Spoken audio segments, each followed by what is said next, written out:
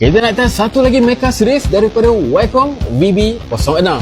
Korang tengoklah tu guys, dia punya design macam kapal angkasa dekat cerita science fiction kot. Dekat bahagian dalam dia ada satu user manual, kabel Type-C, dan inilah dia casing dan juga earbud. Ok, so jom kita masukkan dia. Itu dia guys, diaktifkan lampu kat tengah dan lampu dekat earbud dia. Nampak nice gila babe. Alright, so jom kita saksikan dia punya design dia yang cantik tu. Ni dekat bahagian depan dia, dekat bahagian tepi dia korang tengok design dia lawa. Dekat bahagian belakang dia ada port charging dekat sini, dan dekat bahagian tepi dia tepi sini pun nice gila. Alright, so untuk earbud dia jenis yang tak ada silikon, touch sensor dia ada dekat bahagian tepi ni yang lekuk. Alright guys, so jom kita test. Wow, pakai dia nice, masuk je telinga dia terus bunyi connected. Full volume lagu, kuat gila. Dan bukan tu je, sedap. Bass dia mantap guys, treble mid dia pun nice. So full volume ni tak dengar sangat tau bunyi persekitaran, bunyi-bunyi kipas semua hilang. Memang kuat, memang nice. Bab kualiti bunyi ni memang A lah guys. Dia pun ada gaming mode, korang kena tekan dekat sini 5 saat dan dia akan tukar kepada